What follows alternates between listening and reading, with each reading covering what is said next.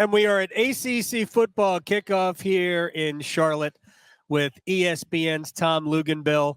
You get to work with Wes Durham this year. Well, not only do I get to work with Wes Durham, and it's interesting because he and I have done so many things over the years together, and then now we're finally being put on a regular package, right? So if I can pull him off the golf course, we might have a shot to be a pretty good broadcast team. Yeah, this he gets it. He fits it in now. Oh yeah, no, well he fits it in all the time. Does he? I think so. Well, he hides it well because he is among the hardest working people I know, and I've known Wes such a long time. I think you guys are going to be great. Let's dig into.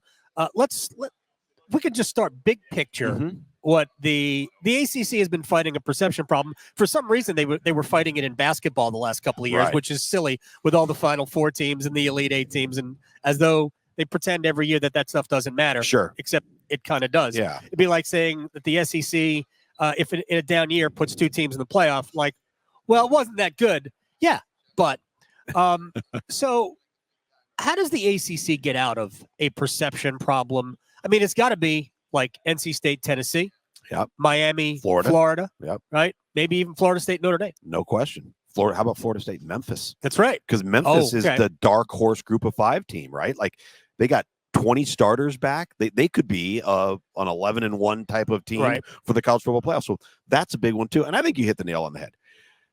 You've got to win the games that everybody's questioning whether or not you can, right? And you know what? To be honest with you, in fairness, the ACC's done a pretty decent job of that the last couple of years, particularly with Florida State, obviously, the Texas A&M Miami game, a year ago. But then what happens is you have the Miami Georgia Tech fiasco, right?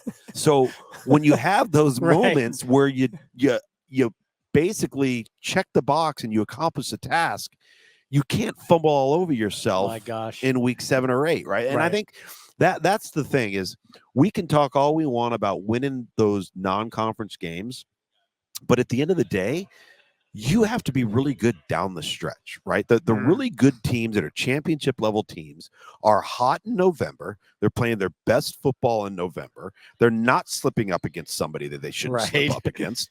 And they're bona fide. And, I've heard this discussion throughout, and I heard it last week at SEC Media Days as well. And here this week, everybody talks about, well, how many playoff caliber teams are there in the ACC? Okay. I think that's the wrong discussion because when you talk about playoff caliber teams, I think about, a playoff caliber, somebody that could actually win the national championship. Well, there's really only 4 to 6 of those teams in the country, right? So let's not talk about. Well, we have a 12-team playoff. Yeah, let's not talk about playoff caliber teams.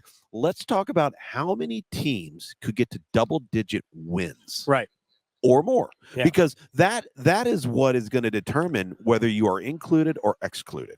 So if I look at the ACC right now and I say Miami, Florida State, NC State, Clemson, and I think Virginia Tech, especially with Virginia Tech's schedule, all 4 to 5 of those teams, if they don't screw it up, are good enough teams to go 10-2 or better.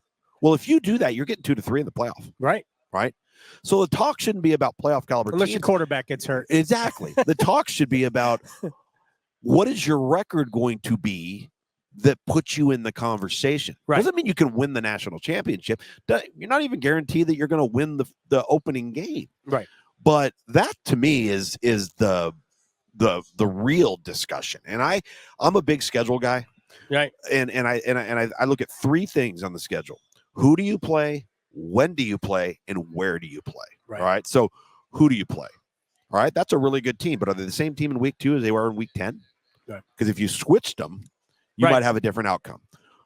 Are you playing that team in a hostile environment, or are you playing them on the road? All right. And then when it comes to who you're playing, are you outmanned? Right. I mean, somebody's going to have to come up with a steal during the season, right? You're going to have to, luck's going to play a role. You're going to have to beat somebody you're not supposed to. All of those things come into play. Yeah. I mean, just looking, you mentioned NC State. They have a schedule that's set up to succeed. They do, and Virginia Tech does.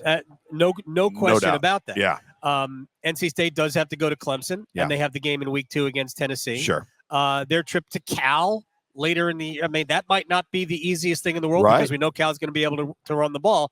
But for the most part, their home schedule. I mean, if they lose a home game, we got a problem, and that's on them. Right. That's what I'm saying. You can't have those moments happen if you want to be taken seriously. Right. And I say that, and every coach in this building right now knows it. They know, like they they realize, don't want to talk about it, but they know. We can't like they're sitting there watching tape on the table. You know what? We're probably better than these guys, and then you go lose to them. Like you can't do that. That's the thing. Tom Luginbill is joining us here from ESPN. Let's start with Miami because I think Cam Ward is an interesting case. Miami's got tons of talent. They certainly underachieved last year. And maybe they've underachieved the last 2 decades. Right. But can he be a transformational player for them? I think so. And I'll tell you the first thing that I looked at when I saw him jump in and from Incarnate Word to Washington State to Miami, there's one common denominator. He's never had to change schemes. Okay. Version of the air raid, version of the air raid, version of the air raid, right? So he's bringing not only a wealth of experience, but the terminology. Okay. The knowledge of the theory of the offense and how he can impact other players because of that knowledge of the offense. I go back, and it's not just Cam Ward. Grayson McCall is another example. DJ's another example. But I don't know if do you remember when Matt Rule at Nebraska, it was just after the February signing day, and somebody asked him about, the transfer portal and quarterbacks. And he immediately said, well, you realize it's going to cost $1.5, $2 million for a quarterback. Right. My immediate response to that was, how many quarterbacks in the transfer portal have played like $1 million? Yeah. What do you mean you're paying them $1 million? Has they played like $1 million? Right. Well, as it relates to this conference, Cam Ward probably has. Grayson McCall probably has. I wouldn't say DJ has, but he's played a lot. Played a lot. And he was pretty good at Oregon State last year. He was pretty good at Oregon State. I think what gets overinflated and under-evaluated is people talk about, well, he had his highest QBR. He had the most yards he's had in the season. He had the most touchdown passes he's had in the season. But he had the lowest completion percentage he's had in his career, right? Well, that's a reflection of accuracy. That's a reflection of making the right decisions, getting the ball where it needs to go, which I think we've all seen has been problematic for him. But he's played a lot. So the incoming transfer quarterbacks in this league, Tyler Shuck has been injured for the vast majority of his career, but when he's played, he's been really, really good. So if Louisville can keep him upright, they're going to be pretty good. So I think that's the thing that makes the quarterbacks in this league that are transfers a bit unique is they've all played well somewhere else. They're not a high-profile recruit that went to one school, was unhappy, transfers in, and now you're saying, okay, well, this guy's going to be the answer, but he hasn't done it yet. Right. These guys have all done it. Let me get to NC State. Grayson McCall, he's the shiny object. Yeah. But there's the offensive line is almost all back intact. They should be pretty good. They got a running back, Casey Concepcion. I mean, they also some of the transfer receivers who bolstered that group. That was the weakest group. Yeah. Running back receiver group for them last year. It became all Casey Concepcion. Right. He became their best running back. Then you bring in Jordan Waters from Duke, who is a dynamite between the tackles runner with some burst. Your thoughts on how that offense can be transformational for them? So I'm really interested to see what Robert and I is going to do with Grayson McCall. And I say that because I had the opportunity to broadcast a midweek Sunbelt game between Coastal and App State. The last year for Grayson McCall under Jamie Chadwell and the first year under Tim Beck at Coastal last year.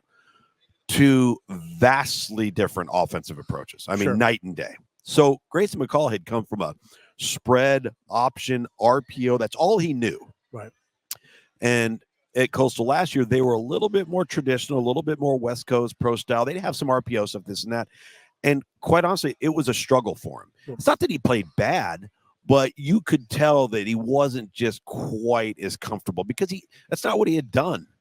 And so I'm interested to see if Robert and I, the offensive coordinator, tries to blend what NC State is on offense with what Grayson McCall does really, really well. And that is RPO, quarterback run, zone read, quarterback power, quarterback counter, just to keep people honest and keep the defense on their heels in the sense that we always have to be aware that the quarterback could be a running threat. Sure. And I think you maximize his strengths if you incorporate that into the offense. And I think they're one of the best developmental programs in all of America. And people, they want to make or add a negative connotation when you say developmental. I'd look at it as a compliment. Because in today's day and age, when you can identify somebody and say, we think he's going to be this in 3 years, and he is, that's a talent. And Dave Dorn and his staff have done that for over a decade now. Yeah, D'Antonio Burnett, the strength and conditioning coach, gets a ton of credit for physically developing as many defensive linemen. And NFL guys. Absolutely. Yeah. And guys who are still playing on Sundays. Tom Luginbill is joining us here. Can Clemson get back, or has Dabo kind of let the portal world kind of go on without him?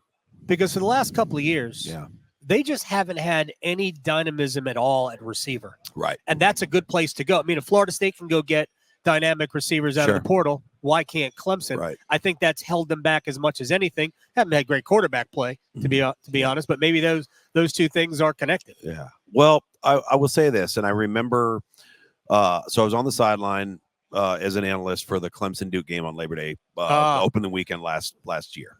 What a night! And we're in a commercial break, and I'm talking on my mic to the guys in the booth, Dave Pash and Dusty Dvorak. I say, guys, are my eyes deceiving me, or is Duke faster on defense than Clemson is on offense? We all saw it. Yeah. All right, and it was glaring. And Clemson couldn't separate. It couldn't create any explosive plays. Cade was really rattled. I think that their approach, and I will say that I think Dabo he takes a lot of heat for what he says in relationship to the portal, but he's not necessarily wrong. When you have a roster that would be considered, from a talent perspective, you have a roster that would be considered top 5 to 7 in the country overall, which they do. Sure. How many players in the transfer portal are actually better than what you currently have? Doesn't mean that there aren't some players that could help you. Right. So I understand that criticism. I understand that you could go and say, let's target 1 or 2 guys and see if we can get those guys. He's right in the sense that if there's a really good player, if you've tampered, he's gone. Like, the deal's already done. So he doesn't go into the portal and you say, hey, let's go target that guy. He's gone to the portal. He already knows where he's going, right? So that's a fact. That's reality. I do think that they could do more, but I don't think it has to be to the level that everybody wants it to be. If you had a roster that wasn't very good, then I get bringing in 12 to 15 guys every year or turning over 30 guys. I get that. Mike Norvell had no choice. He had no choice. And nobody has hit in the transfer portal better than Mike Norvell from a percentage of success rate. Nobody. Not even Lane Kiffin. Nobody. So I do think, though, at receiver, Clemson brought in 2 freshmen, Bryant Wesco being one of them, that really upgrade their speed and explosiveness. Now, they are freshmen. So obviously you can play at that position. That's the thing. They're faster. That's important. But I also think that Cade Klubnik needs to take that next step, man. I mean, he needs to have a Max Duggan type of year, the year TCU went to the national championship. He has to. And so I'm very much looking forward to, because they're going to be loaded on defense now. Yeah, they're always loaded on defense. If they get just a 15 to 20% uptick in offensive production at quarterback and at wideout, they're going to be really good. Tom Luginbill from ESPN. I thank you very much. Yeah. It's good to meet face to face. Absolutely. We'll talk again. Sounds good, man. Thank you. Appreciate it.